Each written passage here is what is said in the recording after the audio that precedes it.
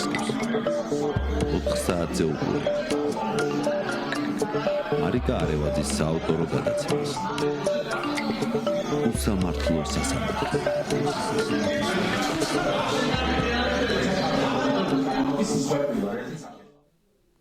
მოგესალმებით, დღეს პარასკევია და ტრადიციულად ხვდებით ერთმანეთს გირჩი ტივის ეთერში გადაცემით უსამართლო სასამართლო და სანამ ჩვენი გადაცემა ახლა დაიწყებოდა სულ რამდენიმე წუთით ადრე, კიდევ ერთი მორიგი უკანონო განაჩენი იქნა გამოცხადებული სასამართლოში. საქმე ეხება ანასტასია ზინოვკინას და არტემ გრიბულის პროცესს, სადაც მათ ედავებიან ნარკოტიკულ დანაშაულს და სადაც მოსამართლემ გამოაცხადა დამნაშავედ ცნო ისინი და გამოაცხადა სასჯელი 8 წლის ნახევრით თავისუფლების აღკვეთა.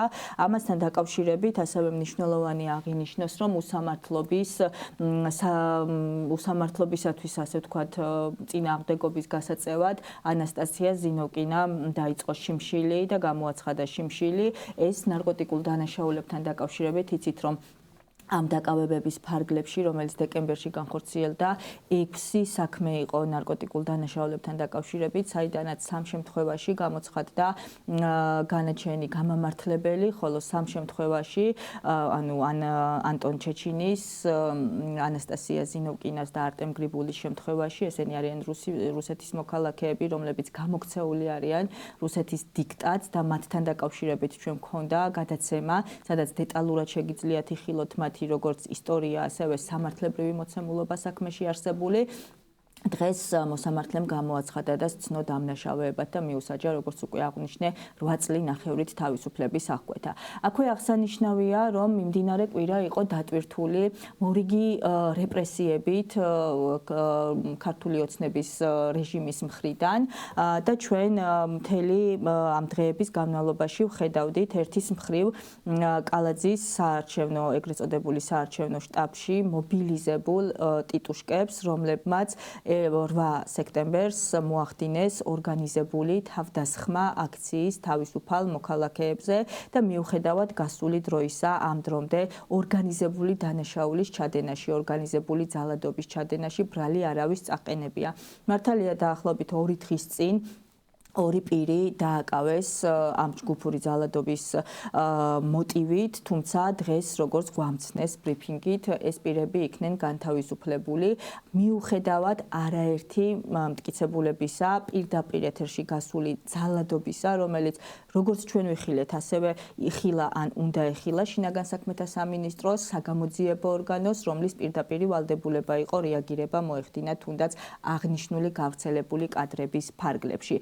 კულუარული ინფორმაციით მათი გამოშვება მოჰყვა სწორედ იმას, რომ ეს ტიტუშკების წინააღმდეგობა და ბუნტი მოყვა ქართულ ოცნებაში შიგნით, ვისაც დგას დღეს რეალურად ამ მოძალადე ჯგუფებზე დგას რეჟიმი გარკვეულწილად და მათი მხრიდან მოითხოვეს, ასე ვთქვათ, ძალადობის გაგრძელების სანაცვლოდ მოითხოვეს სწორედ ის, რომ ყოფილიყვნენ ხელშეუხებლები, რასაც დღეს უბრალოდ ფაქტად უნდა აღინიშნოს, რომ დღეს მოჰყვა სწორედ ამ ორი პირის განთავისუფლება. სამაგიეროდ ამის საპირწონედ შერჩევითი სამართალს რო დაუბრუნდეთ, ჩვენ ვხედავთ, რომ დაკავებულია რუსული ოცნების წარწერის გაკეთების გამო ეგრეთ წოდებულ საარჩევნო ბანერზე, სხვათა შორის იმ ბანერზე, რომელიც გავრცელებული ინფორმაციით უნებართვოდ არის გამოკრული კალაძის საარჩევნო შტაბის წინ და ეს ნებართვა თავად კალაძის უწყების გასაცემი იყო, რაც არც კი იკადრეს, რომ ისულიყვნენ და ეს ნებართვა აეღოთ. აი ამ ბანერზე წარწერის გამო 23 წლის სტუდენტი გოგო მეგი დიასამიძე დააკავეს სპეცოპერაციით, უამრავი მანქანით, კრიმინალური პოლიციით ლანჩხუთში, საიდანაც მოხდა მისი გადმოყვანა, რა დროსაც ასევე მის მიმართ განხორციელებული იქნა არასათანადო მოპყრობა, რადგან 9 საათის განმავლობაში, ანუ მთელი მგზავრობის განმავლობაში მას ჰქონდა ხელბორკილები დადებული და ხელები ჰქონდა უკანა მხრიდან შეკრული, რა დროსაც ის განიცდიდა ტკივილს და არასათანადო მოპყრობას. დღეს ახლა ამ წუთებში თბილისის საქალაქო სასამართლოში მიდის სწორედ მეგი დიასამიძის პროცესი, რომლის ფარგლებშიც პროკურატურა ითხოვს საპატიმრო გირაოს 2000 ლარის ოდენობით. საპატიმრო გირაო მაყურებლისთვისაც რომ გასაგები იყოს, ნიშნავს იმას, რომ სანამ ეს თანხა არ იქნება გადახდილი, მანამდე პირი ვერ დატოვებს საპატიმრო დაწესებულებას. აი ასეთი უსამართლობის პირობებში ვცხოვრობთ, ხო კიდევ ასევე მნიშვნელოვანია, რომ გუშინ დაკავებული იქნა ორი პოლიტიკოსი, პოლიტიკური ლიდერი, ეს გახლავთ ლევან ხაბეიშვილი და მურთაზ ზოდელავა. პოლიტიკური განცხადების გამო მოხდა ლევან ხაბეიშვილის დაკავება, რომელიც ყოველგვარ სამართლებრივ საფუძველს არის მოკლებული, ყოველ შემთხვევაში იმ ვერსიით, რაც ჩვენ სუსმა შემოგთავაზა თავის ბრიფინგზე და დააკავეს ასევე ქართული ოცნების ყოფილი თავდაცვის მინისტრი ჯუანშერ ბურჭულაძე ქრთამის ფაქტზე და ასე იგი თანხების მითვისების და უკანონო ლეგალიზების მიმართულებით. მოკლედ ცხელი შემოდგომა ნამდვილად დაწყებულია, პროტესტი ძალას იკრებს, ქართული ოცნება სუსტდება და რეპრესიების გაძლიერებით ცდილობს ამ თავისი სისუსტის და შიშის შეფუთვას. ჩვენ კი ვაგრძელებთ თქვენთვის ინფორმაციის მოწოდებას სინდისის და რეჟიმის პატიმრებთან დაკავშირებით და დღეს მოგიყვებით თუ რა ხდებოდა დავით ლომიძის და არჩილ მუსელიანცის საქმეში და დღევანდელი ჩვენი სტუმარი გახლავთ სწორედ მათი ადვოკატი დიმიტრი ვარდიაშვილი. დიმიტრი, მოგესალმები პირველ რიგში და მადლობა დიდი გადაცემაში სტუმრობისთვის. დიმიტრი, პირველი კითხვა მექნება, მოდი დავიწყოთ არჩილ მუსელიანცით, ხომ? იმიტომ რომ ეს არის ადამიანი, რომელმაც იმ უსამართლობის საკუთარ თავზე განცდის შემდგომ და გადატანის შემდგომ, რაც ეხლა მის თავს ხდება, მის და კიდევ ათეულობით სხვა პატიმრის თავს ხდება, ციხის პირობებში გადაწყვიტა დაუფლებოდა სამართალცოდნეობას და ის გახდა კიდევაც სტუდენტი ამ მიმართულებით, ხო? ჩემი პირველი კითხვა თქვენთან იქნება, რას ედავებოდა გამოძიება, რა ბრალი ქონდა მას წაყენებული და რამდენად საფუძვლიანი იყო ეს ბრალი? კი ბატონო, კიდევ ერთხელ მოგესალმებით, მადლობა რომ მომიწვიეთ და მომიცეთ საშუალება რომ ვისაუბრო აღნიშნულთან დაკავშირებით. არჩილ მუსელიანცი ძალიან, როგორ თქვა, თავიდან ცოტა შექება გამომდის, მაგრამ ეს არის პატრიოტი ბიჭი, რომელიც დაუზარელად, ყოველდღიურად იღებდა მონაწილეობას აქციებში და შესაბამისად მათ სამართალდამცავების ობიექტში, სამართალდამცავი თუ შეიძლება ეწოდოს მათ, ძალიან მარტივად მოხვდა. ასე ვთქვათ, მათ სამიზნეში. არჩილ მუსელიანს გამოძიება ედავებოდა სხვის ინიფის დაზიანებას, სისხლის სამართლის კოდექსის 197 მუხლის მეორე ნაწილით გათვალისწინებულ ქმედებას. კერძოდ, საქმეში, ანუ თვითონ ბრალდების დადგენილებაში, ბრალის ფორმულირება ასეთია, რომ არჩილ მუსელიანს ედავებიან პარლამენტის შენობის წინ განთავსებული ვიდეო სამეთვალყურეო კამერების დაზიანებას. კერძოდ, ცეცხლის წაკიდებით. ახლა რაც შეეხება, მოდი ქრონოლოგიურად მივყვები გამოძიების ეტაპიდან და რა მტკიცებულებები იყო საქმეში, ესეც მნიშვნელოვანი ნაწილია. კი ბატონო, კი, მოგახსენებთ ამაზეც. არჩილ მუსელიანცი დააკავეს 2024 წლის 30 ნოემბერს გამთენიისას ადმინისტრაციული წესით. თუმცა ადმინისტრაციული წესით დაკავების საფუძველი რეალურად არ არსებობდა, ეს იყო სისხლის სამართლის საქმისათვის განხორციელებული დაკავება, რომელიც შეფუთული იყო ადმინისტრაციული დაკავებით და თუ რატომ ვიძახი ამას მოგახსენებთ. ადმინისტრაციული დაკავებისას არჩილ მუსელიანს ედავებოდნენ, რომ შენო პოლიციის შენობის წინ შენს მეგობართან ერთად პოლიციელებს განსყავდიო და აგინებდიო. რაც არის უბრალოდ სისულელე, ანუ სპეციალურად მოგონილი რაღაცა ფანტაზია პოლიციელების, რაც შემდეგ, ასე ვთქვათ, ნაბიჯების განხორციელებას ემსახურებოდა მათი მხრიდან.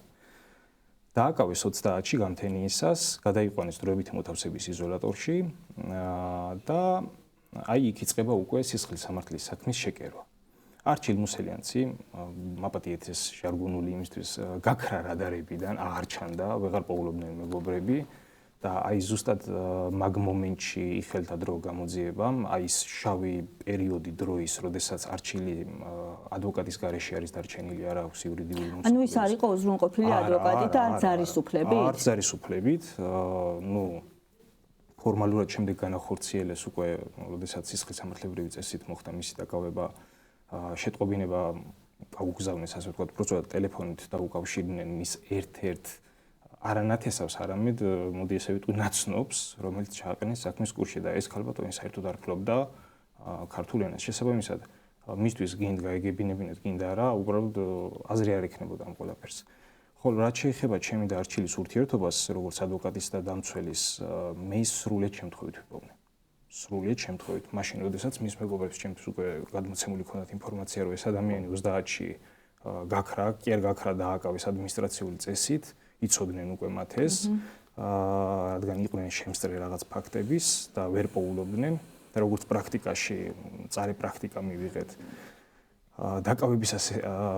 დაკავებისთანავე არ მიყავთ დროებით მოთავსების იზოლატორში, რაღაცა პერიოდი იქნება ეს 12 საათი და ასე შემდეგ ამყოფებენ მანქანაში, პოლიციის მანქანაში და შესაბამისად უბრალოდ შეუძლებელია მისი ადგილმდებარეობის დადგენა. აქედან გამომდინარე, ვერც მეგობრებმა დაადგინეს, სად იმყოფებოდა ეს ადამიანი. თუმცა როცა დაადგინეს, უკვე იყო 2 დეკემბერი. წარმოიდგინეთ 30-ში დააკავეს და 2 დეკემბრამდე არც ადმინისტრაციულ წესიცად იყო, ის არ იცოდნენ. რა თქმა უნდა, მე რომ ნახე არჩილ მოსელიანცი ეს იყო 2024 წლის 2 დეკემბერი, ღამის საათები, ნომერ 3 იზოლატორში. დიღმის ნომერ 3 იზოლატორში. უკვე სისხლის სამართლებრივი წესით დაკავებული იყო, მთელი რიგი საგამოძიებო მოქმედებები მასთან ჩატარებული იყო. ბრალი წარდგენილი ქონდა? ბრალი არ ქონდა, ჯერ წარდგენილი, უბრალოდ დაკავებული იყო. ბრალის წარდგენა მოხდა მეორე დღეს, 3-ში. მე ვნახე ხამით 2-ში, უკვე 2-შიც არა, რეალურად 3-ში ვნახე. იმიტომ რომ 12 საათს ბუდიშით გადასცდა. და შესაბამისად, მთელი საგამოძიებო მოქმედებები, როგორიც არის ეგრეთ წოდებული გამოკითხვა, ანუ ეგრეთ წოდებულ სიმპტომებს ვიძახი, რომ პრაქტიკულად მასთან გამოკითხვა არ მომხდარა. და რეალურად გამოკითხვა არ ჩატარებულა, როგორც საგამოძიებო მოქმედება და გამოკითხვა იურისტები ვართ, ყველამ კარგად ვიცით, რომ არის ნებაყოფლობითი და შესაბამისად ადამიანს გამოკითხვის დროს აქვს უფლება საერთოდ არ მისცეს ჩვენება, თუ უნდა და მაგისტრი მოსამართლის წინაშე დაიკითხოს, ან და მოითხოვოს ადვოკატი და მიიღოს იურიდიული დახმარება და ამის შემდეგ დათანხმდეს. პრაქტიკულად ეს უფლება მას შეეზღუდა. თვითონ არჩილისგან ვიცი, რომ შესაძაც ადვოკატი მოითხოვა, ანუ ამ სიტყვებს ციტირებ სიტყვებს, შენ კინოში ხوار გონია თავი, რა ადვოკატი მოინდომე და ასეთი რაღაც. ასევე სთხოვდნენ არჩილს, რომ დაედო პოლიტიკოსებისთვის ხელი, აჩვენეს ფოტოსურათები და რომელმა პოლიტიკოსმა გადაგიხადა ფული, რომ ჩაიდინეს დანაშაული, თავიდან არც ეუბნებოდნენ რა დანაშაულზე იყო საუბარი და შემდეგ უკვე რაღაც დოკუმენტები ჰქონდათ, ეუბნებოდნენ რომ 2 დღეში განთავისუფლები და წახვალ აქედან, მაგრამ ითანამშრომლე ჩვენთან და ეხლა კარგად მახსოვს.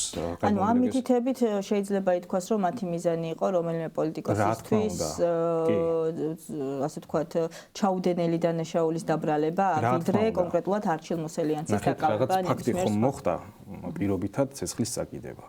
და ეს ფაქტი პრაქტიკაში რეალურად მოხდა. დაიჭირეს ადამიანი, რომელსაც უნდა აღიარებინონ და ამავდროულად ხელი დაადებინონ რომელიმე პოლიტიკოსზე. ну ეს უკვე იმ კულისებში მიღწეული გარიგების შედეგი იქნებოდა მათი წარმოდგენით, რასაც ვერ მიაღწიეს, რა თქმა უნდა, ეხლა ამაზე არანაირად ხელი არ მოწერია. ასეთ რამეს ამბობს არაერთი დაკავებული, როზო კიკნაძე მაგალითად აწამეს, ფაქტობრივად აწამეს კიდევაც და არა ადამიანურად მოეპყნენ და მასაც თხოვდნენ კონკრეტული პირებისთვის ხელის დადებას და არაერთი საქმეში ფიგურირებს ეს და სამწუხარო, კიდევ ერთი სამწუხარო მოვლენაა, როდესაც ესე ცდილობენ ადამიანებისთვის ტყუილის თქმას, ასე ვთქვათ რა და მნიშვნელოვანი აღინიშნოს ამ ბიჭების გამბედაობა, გამძლეობა და კეთილსინდისიერება, რომ ტყუილი არ თქვეს. კი ბატონო, ოღონდ ამ ყველაფრის განხორციელება თითოეული ბრალდებული შემთხვევაში სხვადასხვანაირად მოხდა. აი მაგალითად მე ვიცავ როგორც არჩილ მოსელიანს, ასევე დავით ლომიძეს. კი ბატონო, დავით. ეს სხვადასხვა სისხლის სამართლის საქმეა, შესაბამისად სხვადასხვა ბრალდებულები არიან, სხვადასხვა გარემოებებია ამ საქმეში და აი მათი გადაბირების მცდელობა სულ სხვადასხვანაირად მოხდა. დავით ლომიძის შემთხვევაში თუ არ ვცდები, დავით ლომიძის გადაბირებასაც ჰქონდა ადგილი. მასთანაც ზუსტად იგივე შემთხვევა იყო, უბრალოდ მის შემთხვევაში ტელეფონზე ალაპარაკეს პირდაპირ იზოლატორში ვიღაცა ნოდარიჩი, რომელიც ეუბნებოდა რომ თუ ხელს დაადებ, გითხარი ვინ გადაგიხადა შენ ფული და ну ითანამშრომლე ჩვენთან მაგ კუთხით, ანუ რეალურად სრულ ჩვენება უნდა მიეცა ვიღაცის წინააღმდეგ, ოღონდ ისიც გაითვალისწინეთ რომ ნიშნულობა არ ქონდა ვის წინააღმდეგ მისცემდა ჩვენებას. რაღაცა კატალოგი ქონდათ, ასე ვთქვათ. ჩამოწერილი იქნებოდა ეს. რა თქმა უნდა, რომელიც დაადებდა ხელს, კი ბატონო, და ამ შემთხვევაში უკვე რაღაც შეღავათებს გაუწევდნენ, ან და როგორც პირდებოდნენ, გაუშვებდნენ ადმინისტრაციულ წესით, იმიტომ რომ პრაქტიკულად დაკავებულები არ ყავდათ სისხლის სამართლებრივად მაგ მომენტში. კარგით, რომ დაუბრუნდეთ ახლა ისევ დეტალებს. მოდი მაშინ პარალელურად წავიდეთ. არჩილ მუსელიანძე გავიგეთ, რას ედავებოდნენ ამ შემთხვევაში და დავით ლომიძეზეც რო ვახსენოთ, რას ედავებოდნენ დავით ლომიძეს და რა შედეგი დადგა. დავით ლომიძეს ედავებოდნენ მოლოტოვის კოქტეილის სროლას, ანუ პოლიციელებზე თავდასხმას, რომელსაც ითვალისწინებს სისხლის სამართლის კოდექსის 353 პრიმა მუხლი. კონკრეტულად 30 ნოემბერს 2024 წლის 30 ნოემბერსო ამის საათებშიო შენ განახორციელებო ეს ქმედებაო და მოლოტოვის კოქტეილი ესროლე პოლიციის ავტომობილსო. პრაქტიკულად ესეც ტყუილია, სისულელია ბოდიში ასეთი გამონათქვამისთვის, იმიტომ რომ რეალურად რაიმე ნეიტრალური მტკიცებულება საქმეში არ არსებობს. ხო, აი ეს მაინტერესებს ზუსტად მტკიცებულებები. აი დავით ლომიძით დავიწყოთ, რა მტკიცებულებები დევს საქმეში და რამდენად საკმარისი იყო ეს იმისთვის, რომ სასჯელი დამნაშავედ ყოფილიყო ცნობილი ადამიანი. აი მაქსიმალურად ვეცდები რომ მოკლედ გითხრათ და მოვწურავად, იმიტომ რომ მტკიცებულებები ხა იურისტები ვართ, უამრავია სისხლის სამართლის საქმეში ელემენტარულად რაიმე დოკუმენტს რო გამოითხოვენ, იმასაც კი მტკიცებულებითი ძალა აქვს, მაგრამ პრაქტიკულად ბრალდების დადასტურების კუთხით, ხო, რამდენად მიზანშეწონილია რომ ის ბრალდებას დაუდოთ საფუძვლად და რამდენად რეალურია რომ იმით დამტკიცდეს ვინმეს ბრალებულობა, ეგ ცალკე საკითხია კიდე, რასაც ბოლოს სასამართლო წვითავს. დავით ლომიძის შემთხვევაში მე გავამახვილებ ყურადღებას იმ მტკიცებულებებზე, რაზეც სასამართლომ დააფუძნა თავისი გამომტყუნებელი განაჩენი. თუმცა ირიბად ყველაფერს შეეხო და თქვა რომ ყველა მტკიცებულება რელევანტური იყო სისხლის სამართლის საქმესთან, რაც აი მართლა წარმოუდგენელი აბსურდი არის სამართლებრივად. ესენი არის დავით ლომიძის შემთხვევაში დაზარალებულის ჩვენება, ორი დაზარალებული ყავს საქმეში, ორივე გედედეს თანამშრომლები არიან, ანუ პოლიციის მოქმედი თანამშრომლები არიან, რომლებმაც ვითომ და ამოიცნეს დავით ლომიძე და ასევე არის ვიდეო მტკიცებულება, რომელიც პოსტივის Facebook გვერდიდან პატაკის საფუძველზე, ასე ვთქვათ, ამოიღო გამოძიებამ, რომელზეც ჰაბიდოსკოპიური ექსპერტიზაც კი არ ჩაუტარებიათ, იმიტომ რომ იმდენად შეუძლებელია კონკრეტული პირის წინააღმდეგ გამოყენებული იქნეს ეს მტკიცებულება, რომ ანუ ჰაბიდოსკოპიური ექსპერტიზასაც ვერ ატარებენ, ანუ შეუძლებელია. ჰაბიდოსკოპიური ექსპერტიზის გარდა მონტაჟის საკითხზე თუ იყო რაიმე ექსპერტიზა ჩატარებული? არა, თქმა უნდა, იმიტომ რომ სადაც ჰაბიდოსკოპიური ექსპერტიზას არ ატარებენ, იმ ჰაბიდოსკოპიური ექსპერტიზის გამცემი პირი, ასე ვთქვათ, ადგენს იმასაც მონტაჟი იყო თუ არა. აი არჩილ მუსელიანცის საქმესთან მიმართებით ჰაბიდოსკოპიური ექსპერტიზა იყო ჩატარებული, სადაც ექსპერტი იყო ქალბატონი ნინო ბორაშვილი, რომელიც გადაჭერით იძახდა, რომ ამ ვიდეო მასალაზე ისიც პოსტივის Facebook გვერდიდან არის ამოღებული, თუ არ ვცდები, თუ სწორად მახსოვს, არაიდენტიფიცირებადი პირის მიერ, ასე ვთქვათ, გავრცელებული ის ვიდეო მასალაც. ამოღებულია საქმეში დამაგრებულია და ექსპერტი იძახის, რომ კი, ნამდვილად ეს პიროვნება, მაგრამ როდესაც ვეკითხებით, რომ შენ ჩაატარე კვლევა მონტაჟის კუთხით, თავიდან თქვა, რომ კი, ჩაატარა. შემდეგ დაკითხვის პროცესში ვეკითხებოდით, რომ კადრები ხო არ წყდებოდა, მოვლენები ხო არ იყო არეული, მაგალითად თავში, ბოლოში, ანუ გადაბმა ხო არ იყო. არა, არ იყო ასეთი რამე. ესეთი რამე რო ყოფილიყო, მე აუცილებლად დავსახავდი ჩემს დასკვნაში. პრაქტიკულად ვიდეო მასალა გქონდა ჩვენ და მოსამართლე გახდათ გიორგი არევაძე, შუამდგომლობა გქონდა რომ ექსპერტს წარუდგინოთ ვიდეო მასალა, იმიტომ რომ იმდენად გადაჭრით იძახის ეს ადამიანი, რომ კი, ნამდვილად ეს არის და არანაირი მონტაჟი არ ქონდა, რომ უკვე აი მართლა თვალებში ნაცრის შეყრა იყო. ჩაუერთეთ ვიდეო მასალა მოსამართლის თანხმობით. თავად მოსამართლესაც ვაჩვენეთ ეს ვიდეო მასალა და თავად მოსამართლესაც ჰქონდა კითხვა უკვე ექსპერტთან, რომ მე თავად ვხედავ, როგორ გადადის კადრები ერთმანეთზე, ისე რომ ჭრა არის და გადაბმა არის. და არის ეს მონტაჟი? შემდეგ შეცვალა ჩვენება და თქვა, რომ კი, ეგ მონტაჟი არის. აბა რო თქვით, რომ შევამჩნევდი აუცილებლად ეს ვერ შეამჩნიეთ, შემდეგ თქვა, რომ ეგ ჩემთვის მნიშვნელოვანი არ იყო. და პრაქტიკულად დასკვნაში, რაც გასცა, ასახული აქვს გამოყენებული ლიტერატურაში, რომ იხემძღვანელა იმ ლიტერატურითაც, რომელიც ეხება მონტაჟს. და პრაქტიკულად მონტაჟი იმდენად ნათელი იყო იქ, რომ ამას დამატებით კვლევა არ დასჭირდებოდა. ანუ ექსპერტის გამოკითხვა და ექსპერტიზის დასკვნა ერთმანეთთან წინააღმდეგობაში მოდიოდა, რაც სასახად აბათილებს უკვე. რა თქმა უნდა, უკვე თან ექსპერტი ნახეთრას იძახის ჩემთვის, როგორც ექსპერტისთვისო, მნიშვნელობა ჰქონდაო და ძალიან მნიშვნელოვანი იყო, რომ ბრალდებას რაც უნდა და იმ კითხვებზეო გამეცაო პასუხიო. სისხლის სამართლის საპროცესო კოდექსი ექსპერტს, ასე ვთქვათ, ნეიტრალურ ფიგურად მიიჩნევს და ვალდებულებასაც კი აკისრებს, რომ იყოს ნეიტრალური და თუ მაგალითად მხარეს არ დაუსვავს რაიმე კონკრეტულ გარემოებასთან კითხვა და ექსპერტიზის ჩატარების მომენტში ეს გამოვლინდა, იგი ვალდებულია ამ სიტყვას ხაზს უსვამს, ვალდებულია ასახოს თავის დასკვნაში. რაც შეგნებულად არ გააკეთა. არასახა, შესაბამისად მისთვის გაგზავნილი ყველა ის მტკიცებულება და ყველა ის მასალა, რაც ექსპერტს ჭირდებოდა დასკვნის გასაცემად, ექსპერტმა ფორმალურად ჩაწერა, რომ იხემძღვანელა ვითომ ასე ვთქვათ, იმ ლიტერატურით და შესაბამისად დასკვნა გასცა ისე, რომ მონტაჟზე ხონდა შემოწმებული ეს ყველაფერი, რეალურად არ ქონდა და ეს დაასტურა თვითონაც. და ამის შემდეგ რო ვეკითხებოდით, რომ ანუ შენი დასკვნა, მე არ გეუბნები, რომ შენ გააყალბე.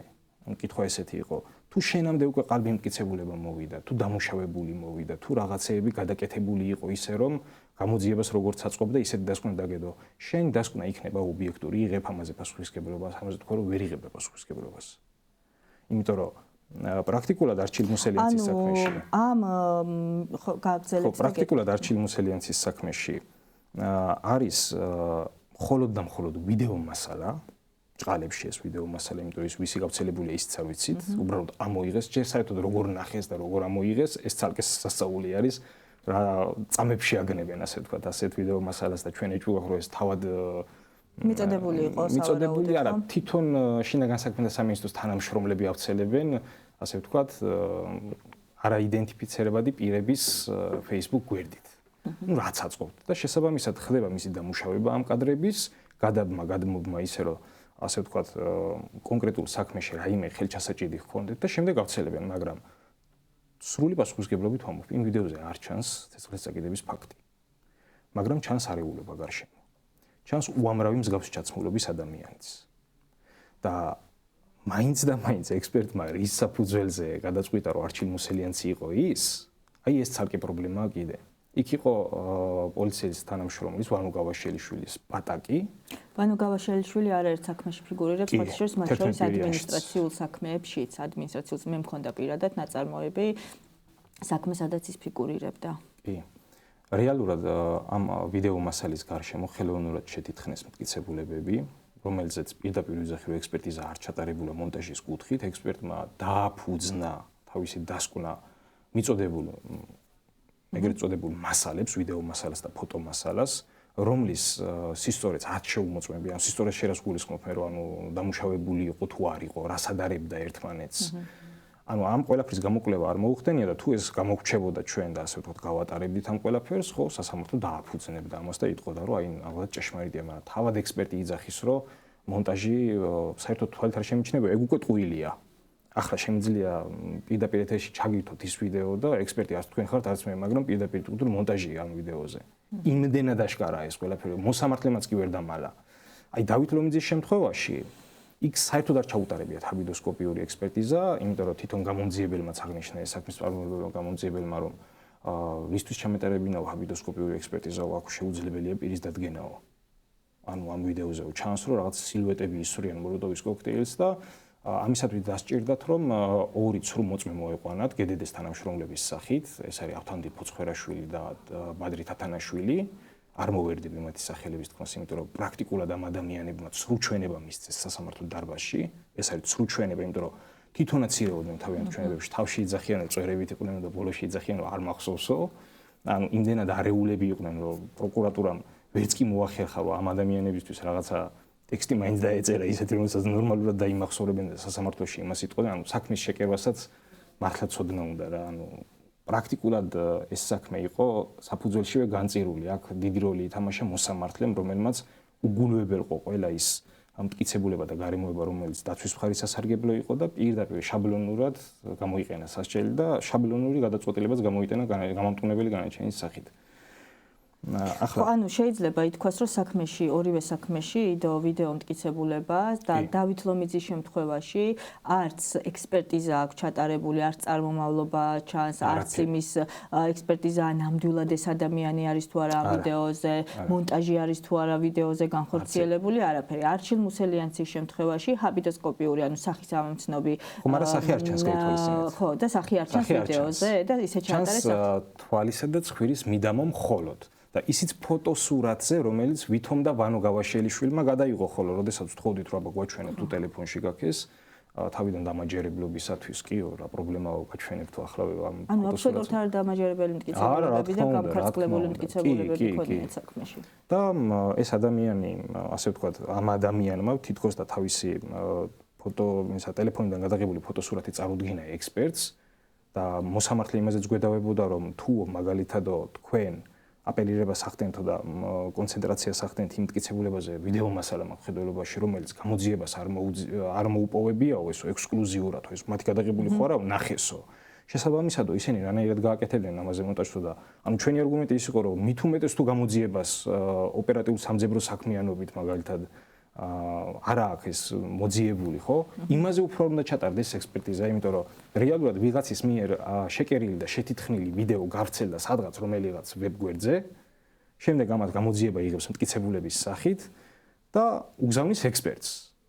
რომ ეს არჩილია და ისიც იმიტომ უგზავნის, რომ ვანო გავაშელიშვილი იძახის პატაკით, რომ მე ვისაც გადაუღეო ფოტოსურათიო, ის ადამიანიო შევადარეო ამ ვიდეოზე ასახულ ადამიანსო ჩაცმულობითო და ასე შემდეგო და შესაბამისად დაემთხოვო ერთმანეთსო. იმ გადაღებულ ფოტოსურათზეც სახე არ ჩანს, ძალიან მცირე ნაწილი ჩანს. ისიც სულ სხვა რაკურსითაა გადაღებული და ვიდეოში სულ სხვა რაკურსით დგა ის ადამიანი. ანუ რეალურად შემხებლობას ვერ დაადგენთ ამათ შორის, ანუ იდენტიფიცირებას ვერ მოახდენთ და ნახეთ რა ხდება, თუ ვიდეო იყო მოპოვებული სოციალური ქსელიდან, საჯაროდ გავრცელებული ვიდეო იყო, ის ფოტოსურათი ხომ პოლიციელების გადაღებული იყო, როგორც თვითონ ამბობენ, ვანო გავაშელიშვილის. არც იმ ფოტოსურათზე არ არის ჩატარებული ექსპერტიზა, იქნება მონტაჟი იყო ეს პირობითად. ან როდის იყო გადაღებული? არა, ეგეც ვუთხარით, რომ ანუ ჩვენ პრაქტიკულად იმიტომ გვინდოდა ტელეფონში გვენახა, მის მობილურ ტელეფონში გვენახა ეს, რომ ანუ ყველასთვის ცნობილი ფაქტია, როდესაც ფოტოს ვიღებთ, ფოტოს აქვს თავისი მეხსიერება, სადაც იმახსოვრებს ქვეყანას, ლოკაციას, დროს, თარიღს და ასე შემდეგ.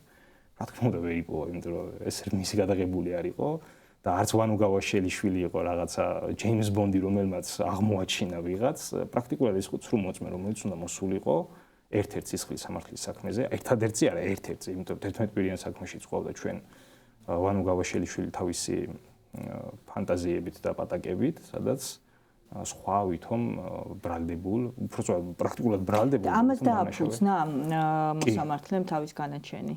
აი ამ ვიდეო მტკიცებულებას დააფუძნა, რომელიც არარელევანტური იყო, რასაც მე გისმენთ თქვენ, ხო? კი, რა თქმა უნდა, ამას დააფუძნა. ამ შემთხვევაში საუბარი მაქვს არჩილ მუსელიანზე, აი მისი განაჩენი ახლა აქ მაქვს, ეს არის 2025 წლის 22 აგვისტოს განაჩენი, მოსამართლე გახლავთ გიორგი არევაძე. მე უბრალოდ ძალიან მიკვირს და გაოცებული ვარ იმასთან დაკავშირებით, რომ თავად მოსამართლემაც შენიშნა უამრავი არასანდო გარემოება ამ მტკიცებულებებში, კვლევის პროცესში და მათ შორის მოწმენთა დაკითხვის პროცესში და ერთი სიტყვა არ აქვს ნახსენები განაჩენში. უბრალოდ იძახის, რომ დაცვის მხარის პოზიცია, ასე ვთქვათ, ბრალდებულის უსამართლოდ გამართლებას ემსახურება. ჩვენთვის ძალიან სამწუხაროა, რომ მოსამართლის გვარი ამ შემთხვევაში ემთხვევა წარმოადგენს ჩემს გვარს და სრულიად სხვადასხვა მხარეს დგავართ სამართლიანობის ბრძოლის ფორმატში. კიდევ ერთი გარემოებაა დავით ლომიძესთან მიმართებით, შევეცდები ქრონოლოგიურად უცებ დაგილაგოთ, თუ გვაქვს ამის დრო. კი, გვაქვს აუცილებლად, გჭირდება. დავით ლომიძე დააკავეს პრაქტიკულად 30-ში დააკავეს, მაგრამ სისხლის სამართლის მასალების მიხედვით პირველში არის იგი დაკავებული.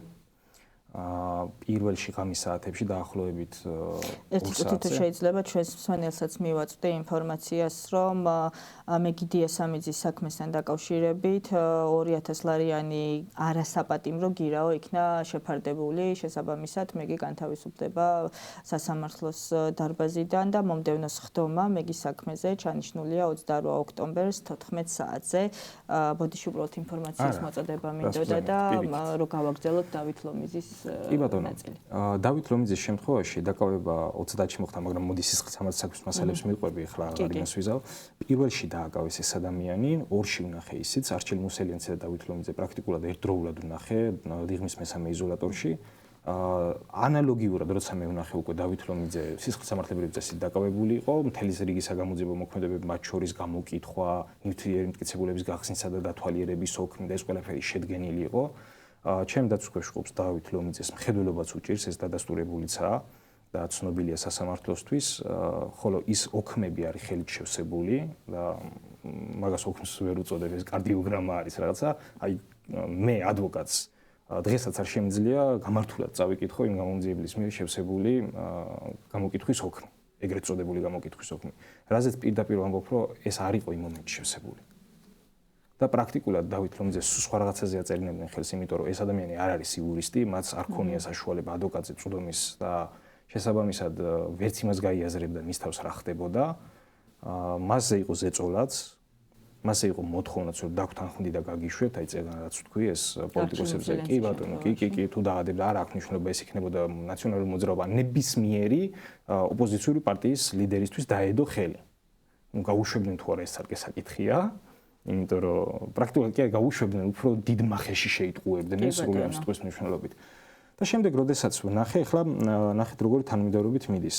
ამ საქმეშიც ყავს, რაც არ უნდა საოცრება იყოს, წერა-კითხვის უცოდინარი სამართლოს უფროსის მოადგილე, რომელიც ატაკით მიმართავს თავის ხელმძღვანელს, რომ მას აქვს ინფორმაცია უკვე დაკავებულ პირებზე, დავით ლომიძეზე და თეიმურაზ ზასუხაშვილზე, რომ ისინი იღებდნენ მონაწილეობას პოლიციაზე თავდასხმაში. 2024 წელს 29 არის კონფიდენტი და არა კონფიდენტი საქმეც მაგაშია. აქ კონფიდენტს არ ახსენებს. მე ინფორმაცია მაქვს მარტო ამას იძახის. შემდეგ ერთ-ერთი მოწმის დაკითხვის პროცესში გაირკვა, რომ ისინი რომ 30-ში არა 1 დეკემბერს დაკავებულები იყვნენ ღამით, ეს იცოდნენ მაგ მომენტში, როდესაც ის პატაკით კიო ჩვენ ვიცოდით რომ ეს დაკავებული იყო. შესაბამისად მათ უკვე გამზადებული ყავდათ ეს ადამიანები. პირველში დაიწყეს საგამოძიებო მოქმედებების ჩატარება, კერძოდ შემთხვევის ადგილის დათვალიერება და ვერაფერი ხელჩასაჭრელი რომ ვერ ნახეს ამ ადამიანების წინააღმდეგ და საერთოდ ვინმეს წინააღმდეგ, ანუ ვერავინ ვერ მოიძიეს ისეთი, ვისაც ბრალს დასდებდნენ 353 მუხლით, პრიმა მუხლით. შესაბამისად უკვე იმ პერიმეტრზე დაახლოებით დაკავებული ადამიანებიდან ამოარჩიეს ეს ორი და მათთან დაიწყეს შემდეგი მოქმედებების განხორციელება. პატაკით მიმართავს ეს ბერუაშვილია გვარად, ეს პატაკის ავტორი, რომელიც გამოკითხვის ოქმში აი რაზე ვამახვილებ ყურადღებას. გამოკითხვის ოქმი საერთოდ იმდენად ხარვეზითაა შედგენილი, რომ საერთოდ შეუძლებელია გამოკითხვის ოქმი ეწოდოს. არის უმუშევარი, შაბლონში დაშვებული შეცდომაა და ცალკე უბედურებაა, იმიტომ რომ გამომძიებელი ასეთ რაღაცას რომ ბეჭდავს ყურადღებას უნდა აქცევდეს. ორი გამოკითხვის ოქმი არსებობს, სადაც ორივე ოქმში ეს ადამიანი მოხსენიებულია როგორც უმუშევარი. ამიტომ სამართლოს რა თქმა უნდა სამართლოს უფროსის მოადგილე მისი განყოფილება და სამართლო იძიებს ამ ყველაფერს თვითონვე მიმართავს თავის უფროს და ნახეთ რა ხდება. კი, ეს მესმის რომ შეიძლება შაბლონში დაშვებული შეცდომაა. შემდეგ უკვე გადავდივართ იმ ნაწილზე, სადაც უშუალოდ გამოკითხვა იწყება. გამოკითხული პირის მიერ მოწოდებული ინფორმაცია ორი წერტილი და ამის შემდეგ აფიქსირებს ორჯერ ზედიზედ სხვადასხვა დროს, რომ არ იცის ქართული ენაზე წერა-კითხვა სრულყოფილად.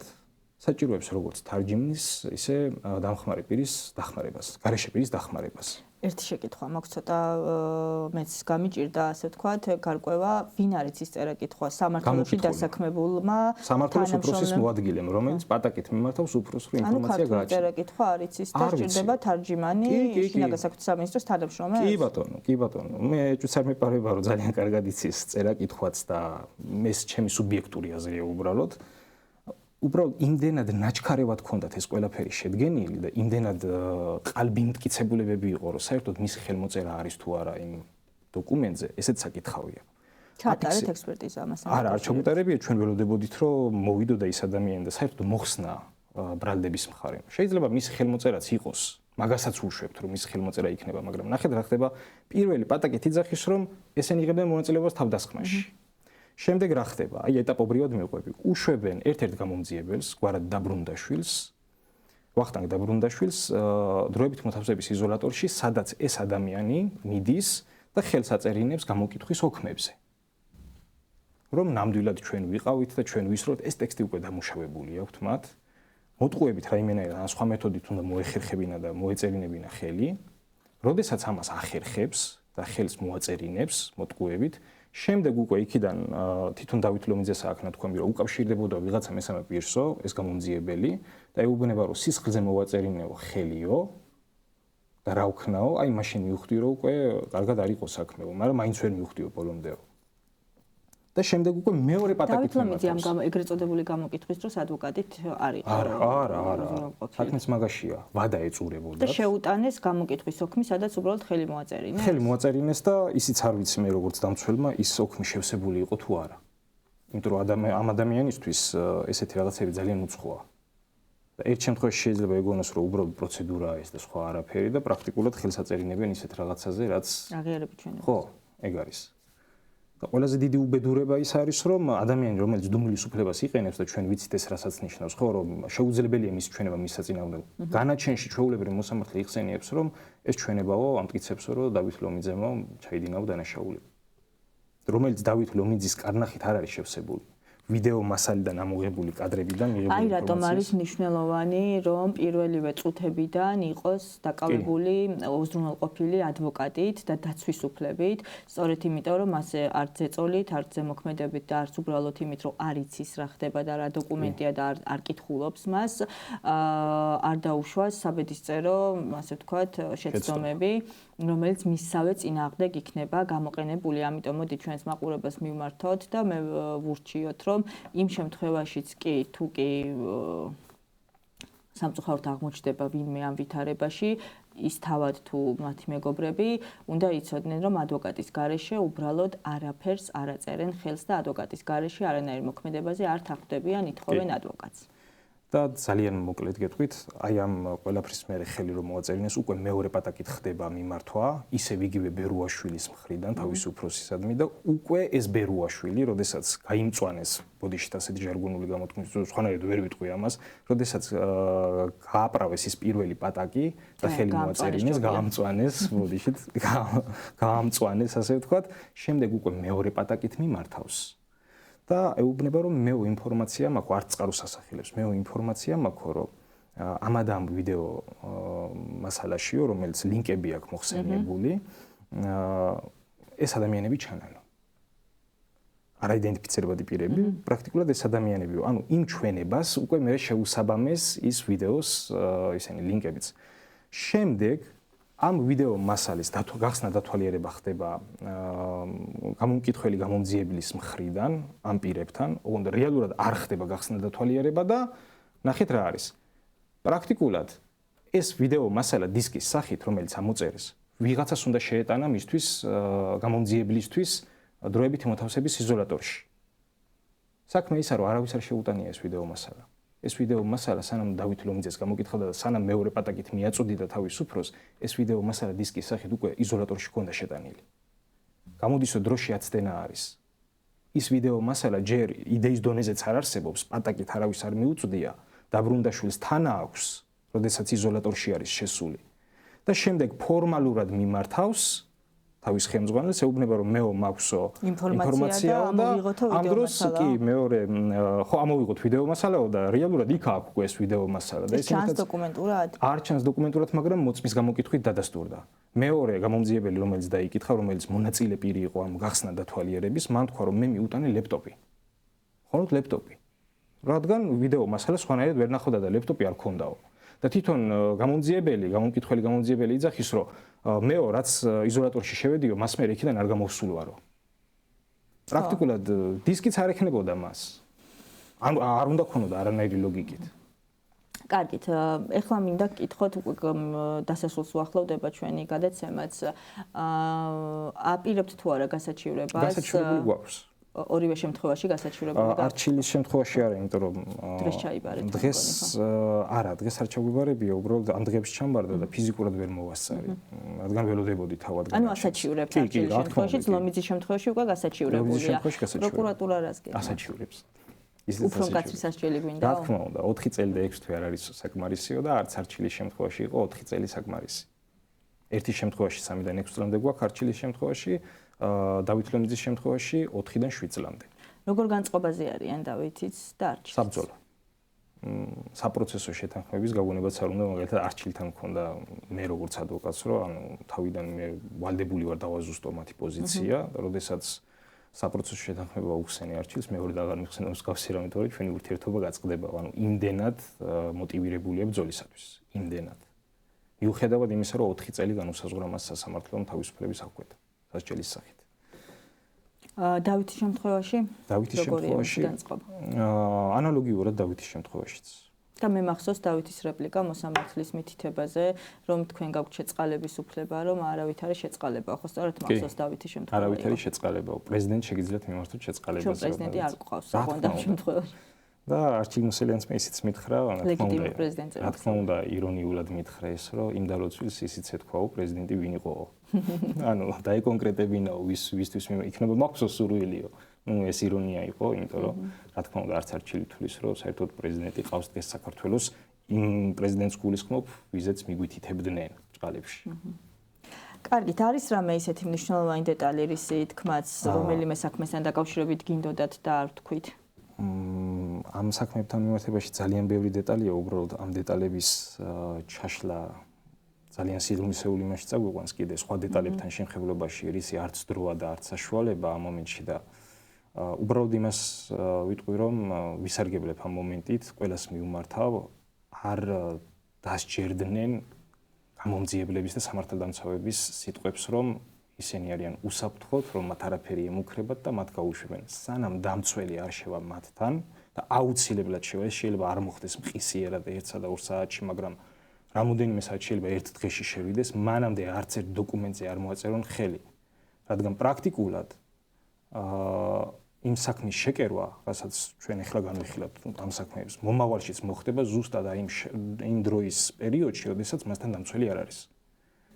და ეს დაანგრევს, ასე ვთქვათ, მათ მომავალ მიზნებს. თუ კი ისინი გამოიჩენენ სიფრთხილეს, არანაირ დოკუმენტზე არ მოუწერენ ხელს, არ არიან ისინი ვალდებულები, რომ საერთოდ რამეზე მოუწერონ ხელი, ეგ არა გამარჯვებაც არ უთხრან თუ უნდათ, რადგან კარგი და ცუდი პოლიციელის როლი ვიცით ჩვენ რასაც ნიშნავს, ერთი თაფლავს, მეორე ემუქრება და შესაბამისად აი ზუსტად მაგ დროს ხდება ყველა ის უბედურება, რასაც მომავალში სასამართლოში ვაწყდებით ხოლმე და სასამართლო კიდე კი ვიცით ვის მხარესაც არის.